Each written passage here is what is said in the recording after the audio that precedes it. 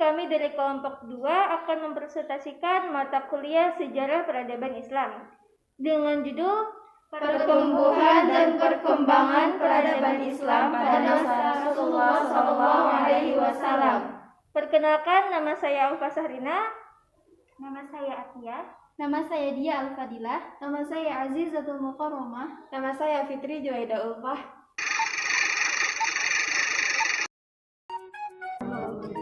Pertumbuhan dan perkembangan peradaban Islam pada masa Rasulullah SAW.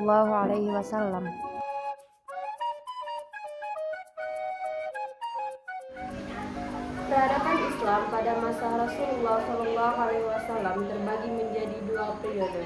Yang pertama, peradaban Islam periode Mekah, dan yang kedua, peradaban Islam periode Madinah.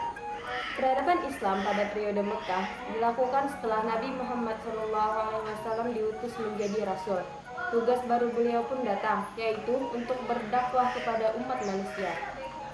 Dakwah beliau terbagi menjadi dua fase. Yang pertama, fase dakwah secara sembunyi-sembunyi, dan yang kedua, fase dakwah secara terang-terangan.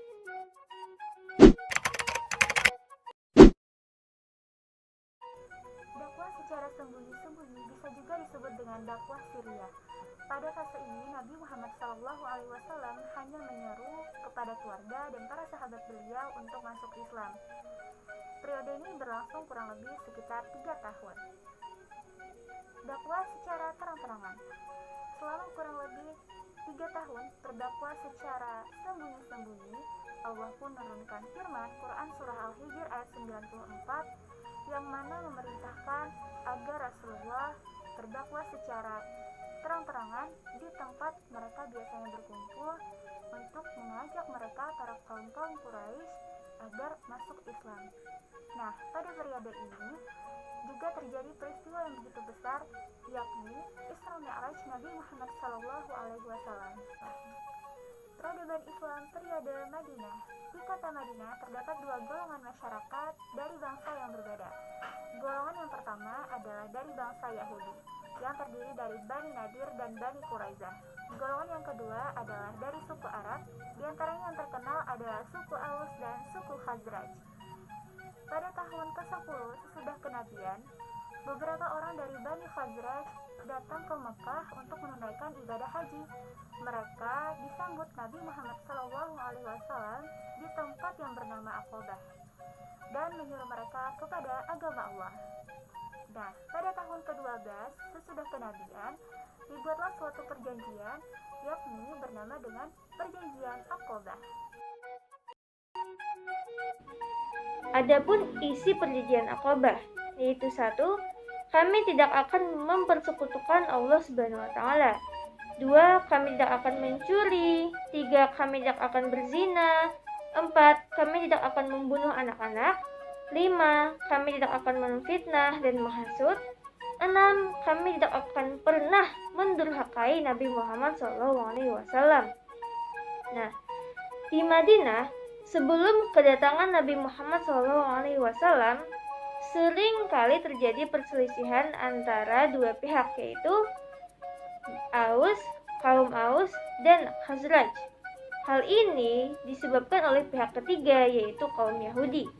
Nah, setelah kedatangan Nabi Muhammad SAW, banyak di antara kedua suku tersebut yang masuk Islam, sehingga mereka telah dalam satu ikatan keimanan. Adapun kesuksesan atau pencapaian Nabi Muhammad SAW dalam memajukan Islam dan peradaban di Madinah. Nah, di antaranya 1 yaitu mempersaudarakan antara kaum Muhajirin dan kaum Ansar. 2. Meletakkan dasar-dasar politik dan tatanan masyarakat. 3. Di Madinah, Rasulullah SAW mendirikan masjid. 4. Menciptakan kesejahteraan umum. 5.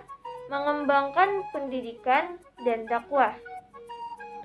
Adapun isi Piagam Madinah antara lain, yang pertama, semua kelompok yang menandatangani piagam merupakan suatu bangsa.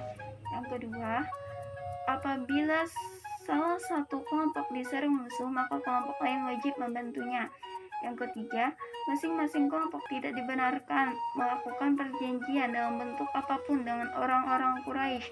Yang keempat, masing-masing kelompok bebas menjalankan ajaran agama tanpa ada campur tangan kelompok lain.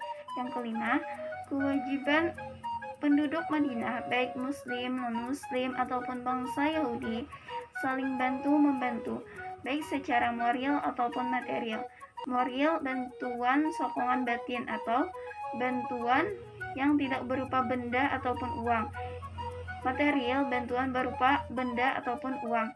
Yang keenam, Nabi Muhammad SAW merupakan pemimpin seluruh penduduk Madinah, dan beliaulah yang menyelesaikan permasalahan antar kelompok. Beberapa faktor berkembangnya pendidikan pada zaman Rasulullah diantaranya yaitu penyebaran agama Islam membutuhkan orang-orang yang pandai dalam membaca dan menulis, karena Al-Quran dibaca dan ditulis oleh kaum muslimin. Faktor yang kedua adalah Islam menyebarkan ajaran seperti sejarah, politik, hukum, ekonomi, dan sosial masyarakat. Faktor yang ketiga adalah banyak ayat-ayat Al-Quran yang berisi tentang mengharuskan manusia untuk berpikir tentang alam semesta. Nabi Shallallahu Alaihi Wasallam mempunyai kedudukan bukan hanya sebagai rasul agama, tetapi juga sebagai kepala negara. Dengan kata lain, dalam diri Nabi terkumpul dua kekuasaan spiritual dan kekuasaan duniawi. Pesatnya perkembangan Islam di Madinah meningkatkan permusuhan pemimpin Quraisy Mekah dan musuh-musuh Islam lainnya terhadap Islam. Alasan umat Islam pada tahun kedua Hijriah telah diizinkan untuk berperang adalah yang pertama, untuk mempertahankan diri dan melindungi hak-hak miliknya. Yang kedua adalah untuk menjaga keselamatan penyebaran Islam dan mempertahankan dari orang-orang yang menghalanginya.